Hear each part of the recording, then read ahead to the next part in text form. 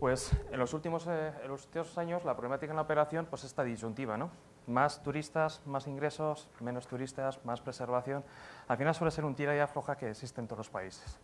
Es una problemática, ¿no? Desde el punto de vista del gobierno, pues quiere más ingresos, quiere más turismo, más atracción, pero desde el punto de vista de preservación y de estudio de esos centros y esa historia, pues de alguna forma es la eterna disyuntiva, ¿no? Si a esto lo añadimos que a nivel internacional el turista cada vez es más exigente, cada vez ya no quiere ir a ver los centros, quiere tener una sensación, quiere imbuirse o quiere ver, pues al final entramos en una competencia también desde el punto de vista de turismo, ¿no?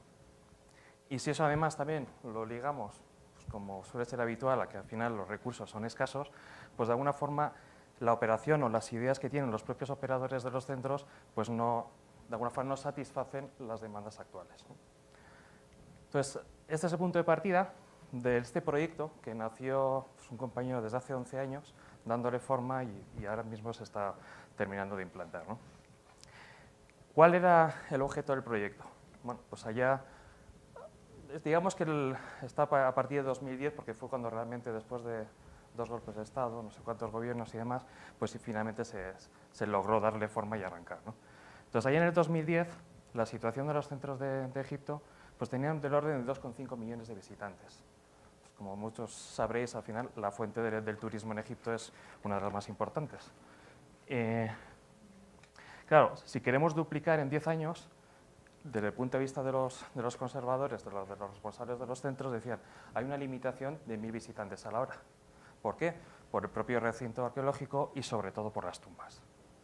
¿Vale? Al final, las tumbas tienen, luego veremos un poquito más adelante, pero bueno, tienen unas condicionantes que al final te están limitando, no solo físicamente, sino de conservación de pinturas, de espacios frescos, etc. Entonces, tenemos el objetivo por parte del gobierno, aumentar el turismo, limitación de visitantes.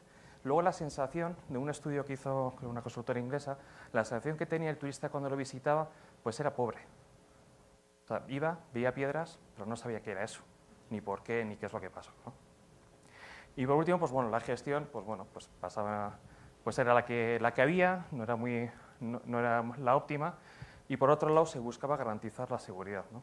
Este proyecto, como decía, nació hace 11 años, cuando hubo varios atentados contra turistas, y entonces el turismo decayó muchísimo, y la economía del país también. Entonces, de alguna forma, era un tema que había que cuidar mucho. Partiendo de esta problemática, pues ¿qué empezamos? Y bueno, pues vamos a hacer un plan director de ver cuál es la situación a día de hoy de cómo está operando el centro. Y realmente no salieron cosas nuevas. Los propios operadores eran los primeros que conocían perfectamente cuál era la problemática y lo que les faltaba, por un lado, era la oportunidad de poderlas ponerlas en práctica y en otros casos es cómo hacerlo. Sabían lo que había que hacer, pero no sabían cómo hacerlo, cómo llevarlo a cabo, ¿no? Entonces, de ahí se hizo un plan director en el que se definieron 4 objetivos. El primero, el del gobierno, aumentar ingresos. Si queremos aumentar ingresos y no queremos aumentar el número de personas pico, no queda otra forma que aumentar la franja horaria de las visitas. Entonces se definieron pues, recorridos nocturnos, que la gente no solo visitara los centros de día, sino que también visitara de noche. Y además logrando que la sensación que tenía el turista es muy distinta. Eso, claro, el poner un recorrido nocturno, pues, bueno, no solo es abrirlo ya a la que entre todo el mundo. Necesita unas adecuaciones, hay que cuidar el tema de seguridad, no solo por robo o vandalismo, sino también de la propia seguridad física de las personas, tiene que estar balizado, con una iluminación, y además había que crear en ese entorno histórico esa sensación que queríamos que recibieran los turistas, ¿no? Y por otro lado, pues incrementando los servicios, ¿no? Como veremos. Otro de los objetivos, pues evidentemente es la preservación. Cualquier actuación que haríamos en los centros debería tener una condición sine qua non, y es que conservar, no, de alguna forma, no dañar ningún templo, ninguna pintura, etcétera, etcétera. En el caso especial de las tumbas, pues la concentración de CO2 mayormente, aunque no es la única, y bueno, pues luego, como veremos después fotos, pues métodos constructivos que sean amigables y que se mimeticen en el entorno. El tercer objetivo, la seguridad. Debemos garantizar la seguridad de los 3 puntos de vista que indicamos, no solo la seguridad de las personas, ataques terroristas y demás, vandalismos e incluso robos. Había muchos robos de gente que podía darse una piedrita de Egipto, pues al final estaba dañando, ¿no? Entonces, de alguna forma, el proyecto tenía que contemplar estos 3 ámbitos. Y por último, pues darles una herramienta a los propios gestores para poder operar. Al final estamos dando nuevas tecnologías, nuevos equipamientos y hay que formarle en ese uso. ¿Vale? Y estos, pues, un poco los datos resumen del proyecto que veremos adelante, ¿no? Fijaros, en el 2010, si recordáis, el objetivo eran 2,5 millones. Duplicarlo en 10 años. Datos del año pasado, 18 millones. Esto no significa que haya 18 millones de personas distintas, sino que son 18 billetes que se han vendido. La gente pagaba por verlo de día, pagar por ver de noche y además al amanecer. O sea, de alguna forma la gente quería entrar y verlo de distintas formas, ¿no? Y bueno, pues algunos datos de superficies, 20 kilómetros de perímetro, pues 30 millones de euros. Este fue un proyecto que fue financiado por el Gobierno de España directamente con el Gobierno de México, o el Gobierno de Egipto, perdón. Fue un acuerdo entre... A ver si se animan. A ver si se anima, que ya está. Ya podía ser. Es un proyecto financiado por el Gobierno de España en el que nosotros hicimos todo el desarrollo, ¿no? Iba contra deuda externa, etcétera, etcétera. Y se hizo la intervención en 2 de los 4 emplazamientos más importantes, pues las pirámides, la Esfinge, centros visitantes, que veremos. Y bueno, pues algunos datos más, ¿no? Esto luego creo que os lo vais a distribuir con todos los datos, entonces, como es bastante extenso, me voy a quedar un poquito la parte un poquito más gráfica, ¿no? Este, pues como podéis imaginar, no es un proyecto como de innovación como tal, no es una investigación, de alguna forma es una ingeniería aplicada, pero sí en el desarrollo se incluyeron distintos aspectos que sí son innovadores, ¿no? O únicos, incluso en el mundo. La primera parte, toda la iluminación artística y demás, pues, bueno, pues esto no es una iluminación tradicional, además el entorno en el que se está ejecutando pues, es único, ¿no? El tema de simulaciones 3D, todo el centro se simuló en 3D y se usó para varios aspectos, como iremos viendo. Unos para hacer todas las simulaciones ilumínicas, otros para el propio sistema de operación e incluso para hacer las recreaciones, juegos y aplicaciones que veremos más adelante, ¿no? Al final no dejamos de tener todo el modelo de todos los centros y es darle contenidos. Por último, pues la edificación, pues bueno, pues hacer un edificio en medio del desierto, pues tiene su problemática, ¿no? Y finalmente, pues ya que tenemos toda esa información digitalizada y en un entorno virtualizado, pues herramientas de planificación y operación, pues con realidad aumentada, con tabletas, etcétera, etcétera, que veremos. La seguridad, bueno, simplemente, este fue el origen del proyecto allá hace 11 años, en el que había que proteger al turista. Entonces, de alguna forma se definió todo un perímetro de seguridad de forma que cualquier entrada de alguien que no está autorizado se pudiera interceptar antes de que llegara al centro donde están los turistas, ¿no? Entonces ya se definió todo un perímetro de seguridad con todo el equipamiento y demás. Y bueno, pues con todos los niveles típicos de seguridad, pues elementos físicos, detección, confirmación y hacer el seguimiento. Y luego a la entrada, pues también se quería, pues bueno, pues para evitar distintos actos, pues se controlaba que toda la gente que entraba, pues bueno, pues estuviese segura o limpia, ¿no? El tema de edificación, pues bueno, pues evidentemente pues estamos en los tiempos en que estamos, la edificación tiene que ser sostenible, eficiente, bajo consumo, está donde está en la pirámide, entonces está en el desierto. Entonces, pues bueno, tradicionalmente se clasifican los criterios tanto activos como pasivos, pasivos los que son del propio diseño arquitectónico y activos aquellos elementos que añades a ese edificio para optimizar, incluso generar energía, etcétera, etcétera. Claro, estamos ahí, donde hace un calor. Hace de mayo a octubre, hace un calor muy alto, no hay humedad, no llueve. La variación de temperatura entre el día y la noche es importante.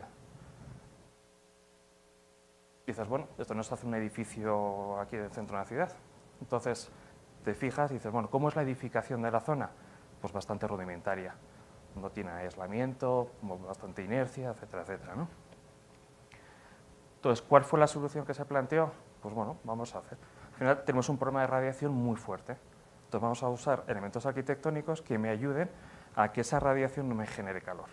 Pues con elementos auxiliares, con cámaras entre la fachada y el edificio, e incluso usando, esta es una foto real, usando la roca de Nilo. La roca tiene una inercia térmica muy alta, entonces se genera un vacío en el subsuelo del edificio y se mantiene a 27 grados. Entonces, en función de la temperatura de arriba, pues haces circular el aire, incluso insertas aire frío para que refrigere, ¿no? Y otros elementos, ¿no? Fósforo aislado, etcétera, etcétera. De alguna forma, el proyecto se adecuó a las condiciones que teníamos. Por otro lado, está toda la adecuación de las tumbas. Aquí, pues bueno, muchos sabéis mucho más que yo. Al final, de pasar de un ciclo estacionario a pasar variaciones de temperatura diarias. Con la entrada de las personas, por la noche se van. Entonces, todas esas fluctuaciones pues, dañaban muchísimo a las pinturas y a todo el material que existía dentro, ¿no? Y además, con la presencia de los humanos, pues generas nuevos elementos que antes no existían. Claro, esto tampoco existe una solución en el mercado, que vayas, compres, instales y demás. Entonces digo, ¿cómo simulamos, cómo puede afectar que haya más personas dentro de las tumbas? Pues bueno, aquí sí. Por una parte, en el 2012 se hicieron unos estudios para ir tomando datos de qué era, cómo se comportaban las tumbas, viendo la afluencia de personas, eso, qué temperatura, cómo provocaba, cómo variaban las condiciones de habitabilidad. Y eso qué afección o qué efectos se tenía en las pinturas. Pues no, son datos empíricos. Pero claro, para prever la futura demanda, pues no hay nada que exista para poder hacer los cálculos. Entonces se hicieron las simulaciones, que de alguna con las instalaciones, pues en los primeros meses de operación, pues se fueron ajustando. ¿Vale? Al final, estas tumbas tienen de los de 160 metros, donde tienes una única entrada y todo el flujo, pues tienes que ir limpiándolo y filtrándolo. Otro de los aspectos importantes es el tema de la iluminación.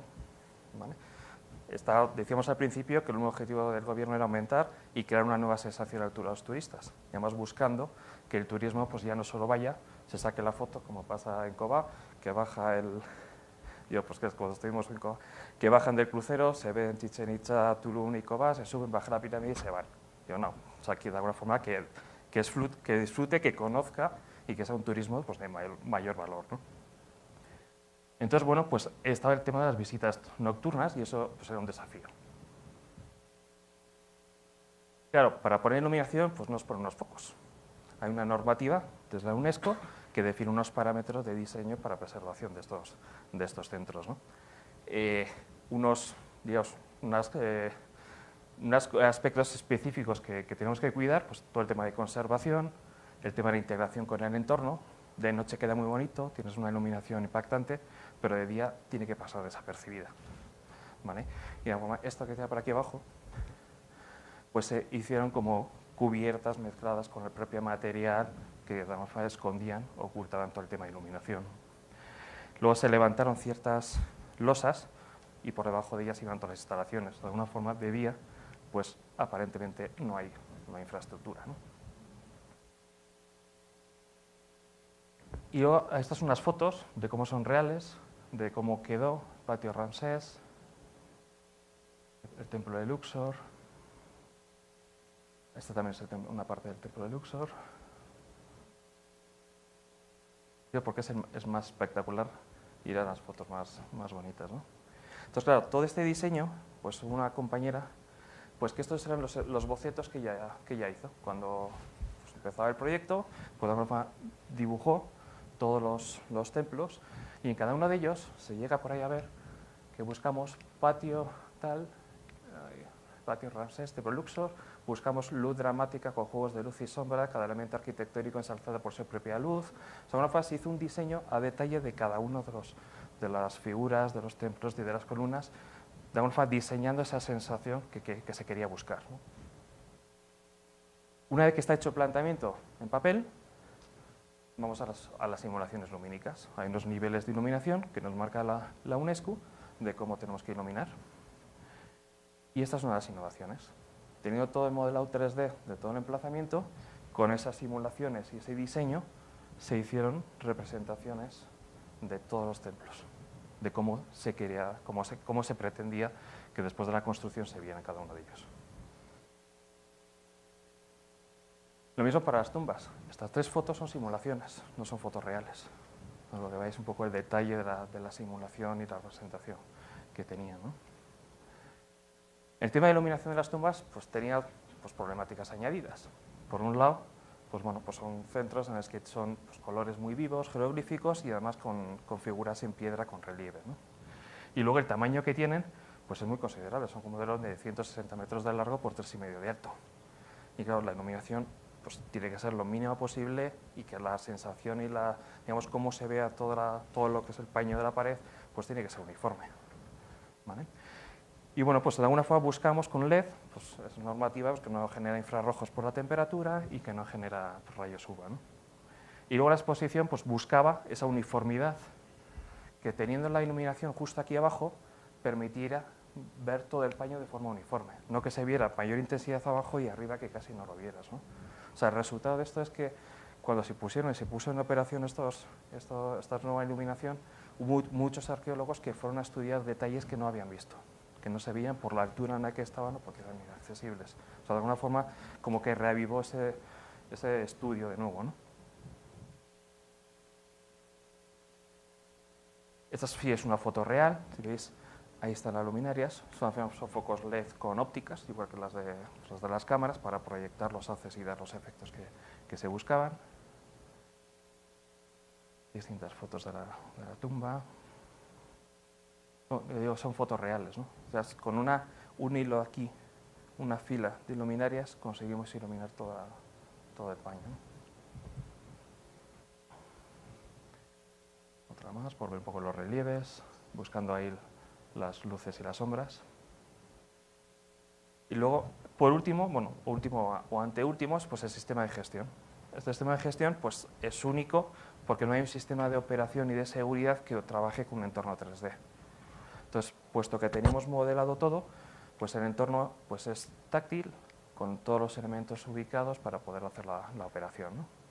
Y se basa pues, en esos tres. Al final es una interfaz intuitivo, o sea, los operadores no tienen que ser técnicos, no tienen que conocer pues, cómo funciona el sistema. De alguna forma gestiona y centraliza toda la operación de los centros y trata los elementos no técnicos, sino de alguna forma desde el punto de vista del operador de los eventos de negocio, ¿no? ¿Qué es lo que le interesa si hay una falla, si tiene una afección, o si hay un elemento que falla, qué impacto tiene en la propia operación o qué riesgos puede tener, ¿no? Para desencadenar los procedimientos que correspondan. Y de alguna forma estos son los ámbitos que implementaba el centro.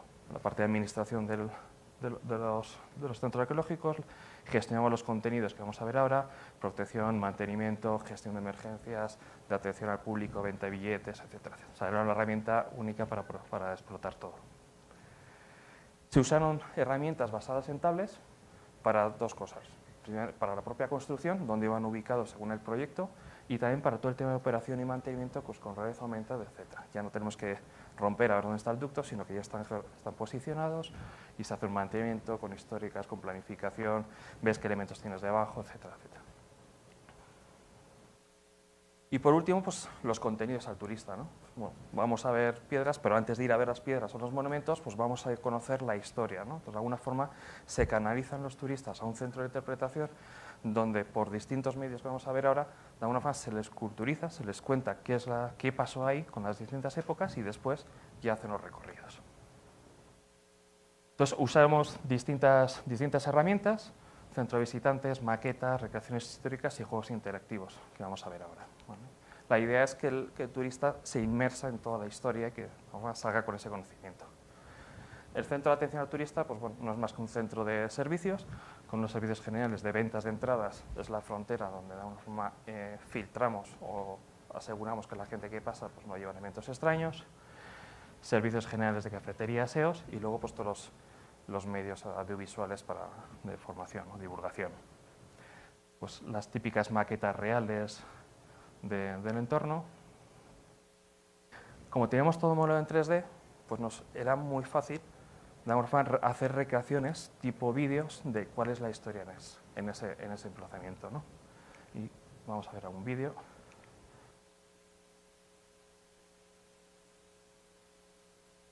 Porque veis un poquito el detalle. No tiene audio, porque al final esto se metió en un tema de producción y tiene distintas, en función de los idiomas, de cuál es el grupo que venían, pues tiene audios de distintos... te narra la historia.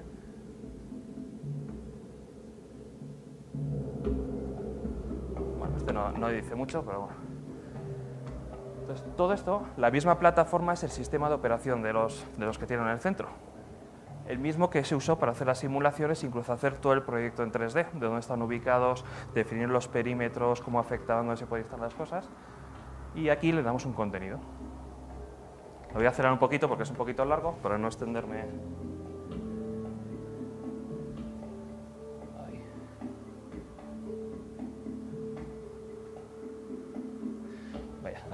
aquí no puedo acelerarlo, si no corto el... Pero bueno. Entonces esta narra la historia de cuando el Ramsés decidió que quiero la tumba aquí. Entonces, bueno, todo el audio, evidentemente, es que se sabe la historia, pues te la va narrando. Pero quiero que veáis un poquito el efecto de cómo entra en la tumba y cómo se recrean las figuras. Y ya pasamos.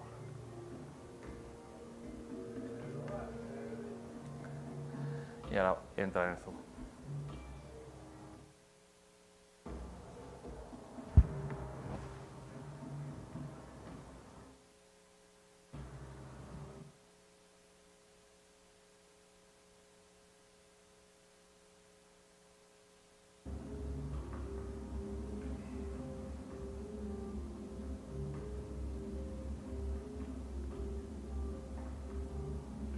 Entonces te van narrando cómo es el proceso de construcción, cómo se pintaron, el proceso de embalsamado, cómo les llevaban ir al más allá, etcétera, etcétera.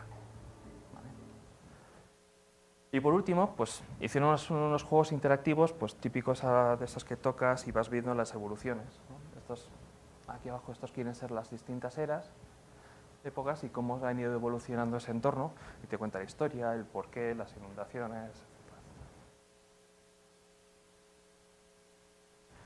Y ya para terminar, pues un vídeo donde los tres líderes del proyecto, que llevan la parte de seguridad, la parte de construcción, la parte de iluminación, nos cuentan la experiencia y cómo surge el proyecto.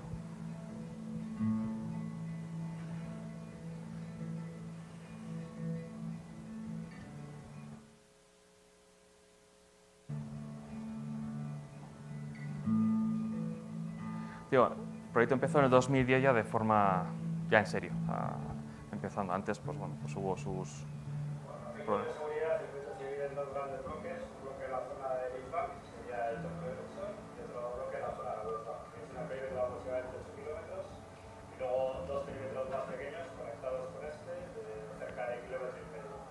El primer nivel de detección sería cable electromagnético, barreras infrarrojas o barreras difrosas, con el segundo nivel cámaras multisensores. Con todo esto, más un sistema de ticketing que controla tanto las entradas como las salidas.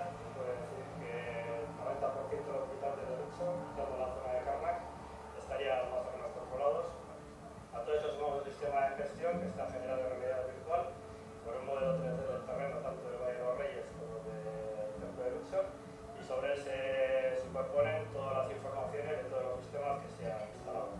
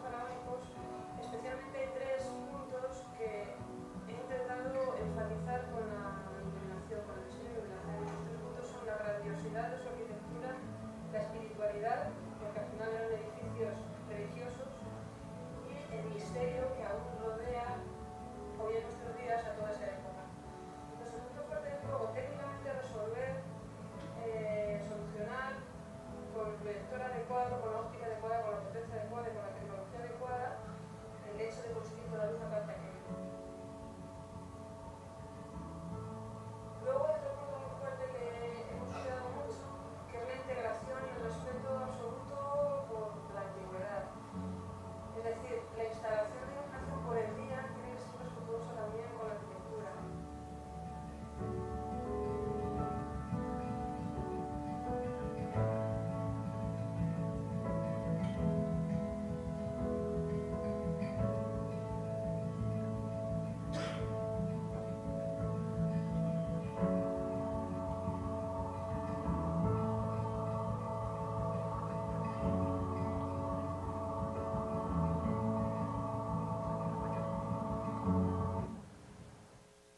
Esta es un poquito la presentación que traía. Entonces, como os decía, ahora está ya en las fases finales de construcción.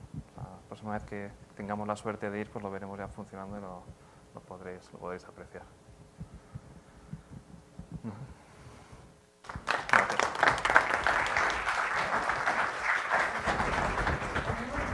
Algunas preguntas, si quieren ustedes algo o preguntar algo. Y si soy capaz de responderlas, porque yo empecé el proyecto, pero me vine a México y ya, lamentablemente. Pero sí, por favor, adelante.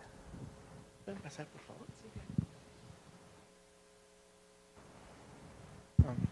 Gracias. Tengo 3 preguntas principales.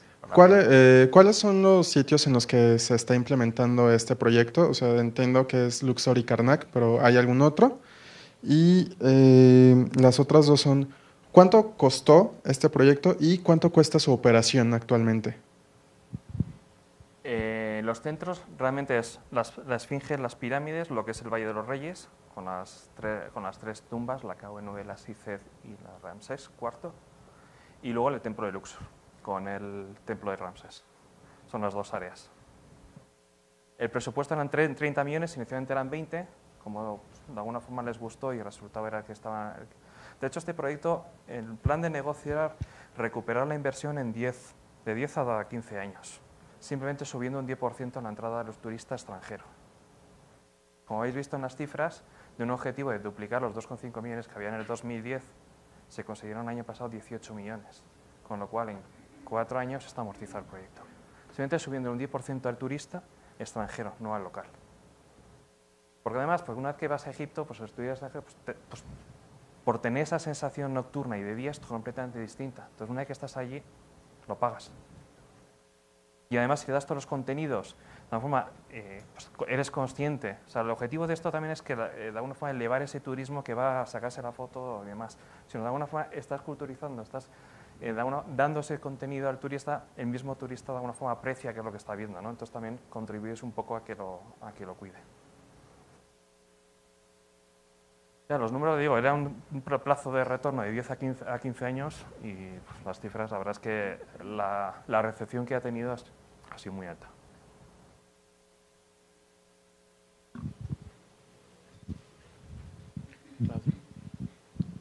Hola, ¿qué tal? Muchas felicidades, hijo. Las fotografías, las imágenes están impresionantes. Son reales, ¿eh? Ajá, sí, sí, sí. Son... Ahora, lo que te quería preguntar, bueno, este es un proyecto que está, digamos que ya está, es una cosa concreta y tal. Ahora tú estás aquí en México y quizás lo que nos interesaría mucho saber es qué planes tienen para hacer algo parecido en nuestro país. O a lo mejor hay que guardar cierta secrecía, ¿no? Pues O sea, no sé si pasarle la palabra. A ver, nosotros evidentemente el interés, pues de alguna forma, somos una empresa de ingeniería y también, pues bueno, hacemos los modelos de negocio y hemos demostrado que este modelo funciona, ¿no? Y además cada uno contribuye a que el turismo y más, a divulgar un poco la cultura del país. Sí, es un proyecto en el que, tal cual está planteado, es una intervención muy fuerte. Es un proyecto que requiere una inversión, pero que financiación existe. Quizás es más, no sé, corrígeme, armonizar todos los elementos políticos para que el proyecto se dé. Técnicamente se demuestra la viabilidad y se demuestra el beneficio de ese entorno. Porque también un poco de los objetivos, el problema que tenía Egipto es que el turista llegaba, sacaba la foto y se iba, y no se quedaba en Luxor. Entonces toda esa zona estaba como degradándose, ¿no? Entonces con este proyecto la gente se queda 1 o 2 noches, pues, realmente a disfrutar de ese entorno. Yo creo que es más, la solución está, financiación se puede buscar porque es un modelo que funciona y, por ejemplo, que es único, y yo creo que sobre todo es una alineación de voluntades políticas, porque luego el tema técnico de conservación se busca, se acuerda, evidentemente tiene que haber un respeto máximo, pero de alguna forma yo creo que tiene que haber primero una voluntad de que las cosas se hagan. Sí, yo creo que justamente uno de los objetivos de la red de tecnologías digitales para la difusión del patrimonio es que tengamos esta interacción, gente de la industria, de industrias creativas sobre todo, la academia y las instituciones, o sea, digamos, las personas que toman decisiones en las instituciones, ¿no? Porque actualmente México en México hay, digo, no somos un país de primer mundo porque no tenemos tanto dinero, pero sí hay mucho interés ahora por lograr esta sinergia entre industria y academia, sobre todo, ¿no? Entonces, yo sé, ahorita, por ejemplo, el gobierno de la Ciudad de México está tratando de pagar la iluminación, al menos en Templo Mayor, ¿no?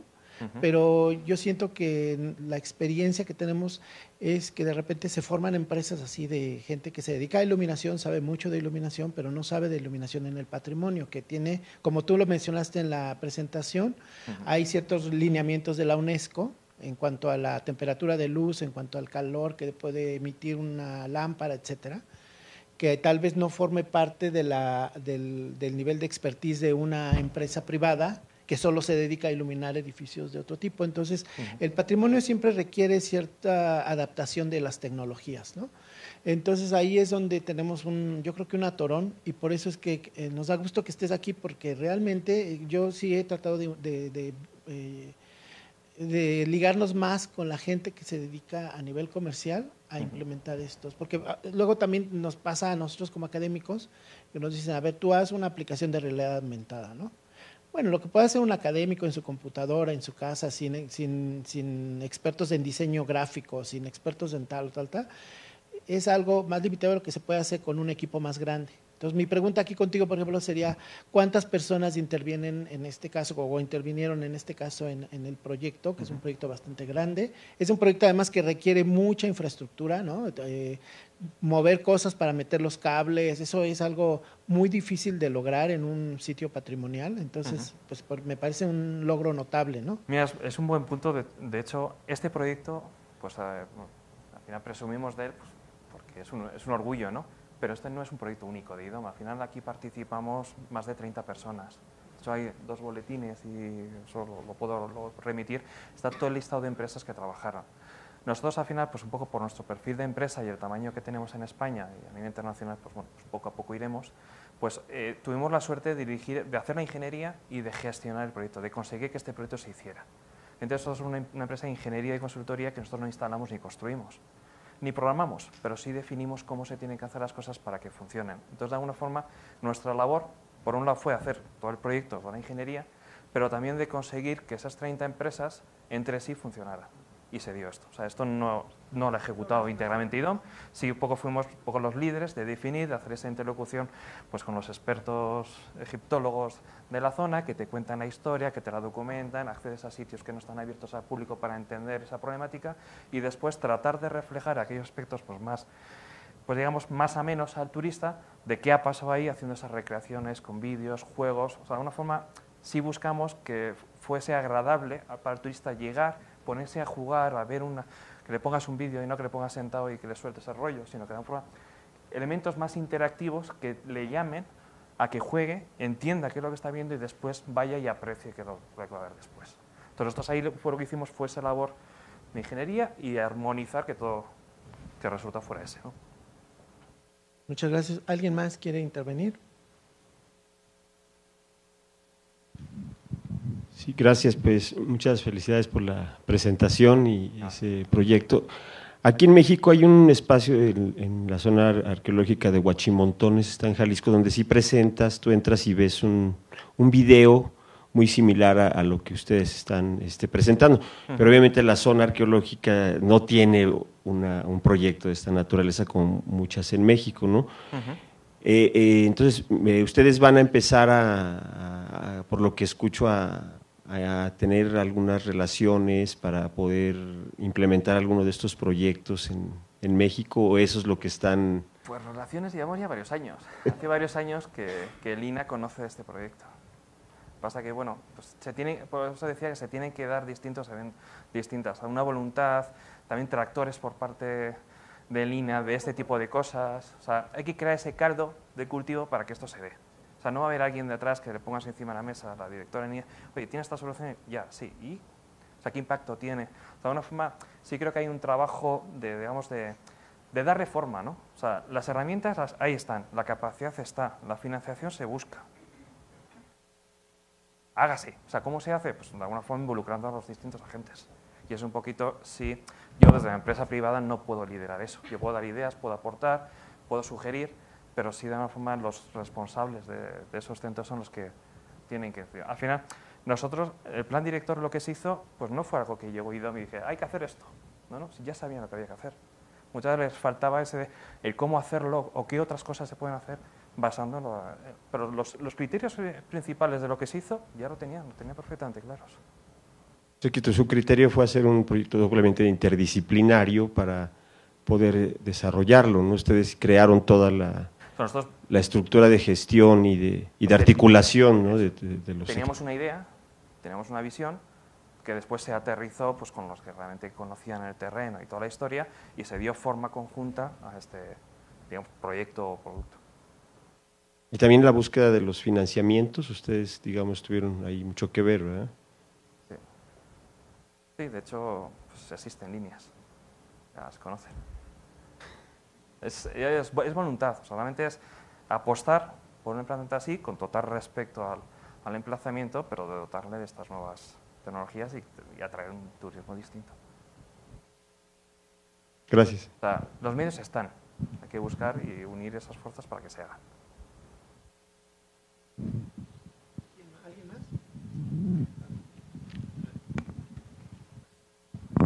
Bueno, muchas felicidades por la presentación. Me interesa mucho conocer, bueno, creo que fueron varias etapas, podemos decir, o varios puntos que se tomaron en cuenta, por ejemplo, iluminación, seguridad. Me interesa mucho la parte de medios interactivos y de desarrollo de contenidos. Uh-huh. ¿Qué tanto porcentaje del proyecto económico se destinó para eso? ¿Qué tanto se puede dividir, podríamos decir, en sectores en este sentido? No sabría decirte exactamente, pero de esto el mayor coste que tiene es la construcción. O sea, son 20 kilómetros en el que tienes que poner todos los sensores para asegurar que cualquier cosa que entre ahí sepas qué es lo que entra. Y si es una amenaza, interceptarlo. O sea, el mayor coste realmente fue toda la infraestructura. Los medios interactivos, pues fue un presupuesto, no recuerdo, te puedo buscar el dato y te lo mando, pero no fue, los 30 millones no fue el mayoritario. Aunque sí el contenido, creo que el resultado es bastante, no sé, bastante importante, ¿no? Pero es que además, como digamos, la mayor inversión de esos medios interactivos fue todo el modelado 3D. Y ese modelado 3D pues, nació de generar ese sistema de operación que lo hemos usado en puertos de primer nivel, en Smart Cities, que no deja de ser una base que gestionas, o sea, es como un GIS en 3D.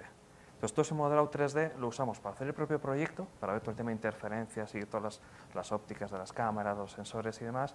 Se usó para hacer todas las simulaciones. O sea, antes de poder levantar una piedra o clavar un tornillo en había que hacerse toda la simulación y tenían que tener la aprobación de los responsables de los centros.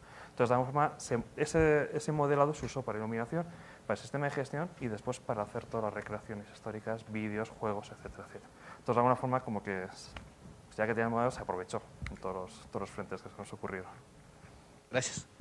Pues yo creo que lo mayor fue todo ese modelo, porque al final pues tienes que recrearlo, tomar coordenadas, aunque tengas cartografías, pues además montas fotografías, proyectas sobre el propio modelado. Pues ahí los técnicos saben cómo hacerlo. Bueno, me uno a las felicitaciones, muy interesante. En el caso de las visitas nocturnas, ¿cuánto duran ellas y cuál es la franja de horarios que ofrecen? Porque, por ejemplo, aquí en México los pocos sitios que se pueden visitar en la noche son un solo horario y generalmente son desde un solo lugar fijo, te ponen iluminaciones, ¿no? Entonces, acá al parecer, bueno, yo conocí varios de esos lugares, tienes que entrar dentro del Luxor, por ejemplo, ¿no? Entonces, ¿como cuánto dura la visita nocturna que es diferente a la diurna? Es entrada libre. Creo que va por periodos del año. Porque claro, la sensación, ir de noche, pues no tiene los 40 o 50 grados que tienes, entonces como que es más relajado. De hecho, tampoco está abierto el 100% de los recorridos, lo que se definen unos recorridos con las partes más importantes y además canalizas que el turista vaya por ahí, que no se vaya a otras zonas donde también pues tienes piedras y demás que se puede caer. Entonces creo que hay periodos, la verdad es que no lo sé, porque empezó con franjas horarias, sí eran amplias, eran de hecho por la noche al anochecer y al amanecer y cerraban como un intervalo y medio, pero sí son amplias, no son 1 hora ni 2 horas. Perfecto, muchas gracias.